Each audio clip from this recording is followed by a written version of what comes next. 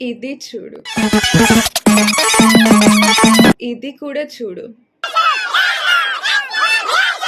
చాలామంది ఈ 2 వీడియోలను చూసి ఎంతగానో బాధపడిపోతున్నారు. అయ్యో! ఏంటి ఇలా చేస్తున్నారు, జీఎస్‌ని మాక్ చేస్తున్నారని. బాధపడాల్సిన అవసరం లేదు. మనం ఇంకా సంతోషించాలి. అంత్య దినాల్లో మనమున్నాం. రాకడ సమయంలో అంత్య దినాల్లో జీఎస్‌ని మాక్ చేస్తారని, ఎర్త్‌క్వేక్స్ అని, యూఫ్రటీస్ నది ఎండిపోతుందని, ఇవన్నీ ప్రవచనాలన్నీ నెరవేరుతున్నాయి అంత్య దినాల్లో. సో, మనం ఎవరి గురించి బాధపడాలంటే, యేసు ప్రభుని నమ్ముకొని గూడా ఎవరైతే పాపపు ఊబిలో పడిపోయి ఉన్నారో వాళ్ళ కొరకు మనము బాధపడి, వారి కొరకు మనం ప్రార్థన చేయాలి. ఇంకా దేవుడు నీకు అప్పచెప్పిన పని నువ్వు సక్రమంగా చేసినావా లేదా అనే తలంపు, అనే ప్రశ్న నీ మధ్యలో వేసుకో మిత్రమా.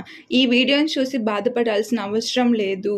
మన యేసయ్య రాకడ అతి త్వరలోనే ఉందని వాక్యాలే చూపిస్తున్నాయి. అంత్య దినాల్లో జీఎస్‌ని మాక్ చేస్తారు. ఎర్త్‌క్వేక్స్ వస్తే ప్రతిదీ క్లియర్ అండ్ కట్‌గా బైబిల్‌లో రాసి ఉందనమాట.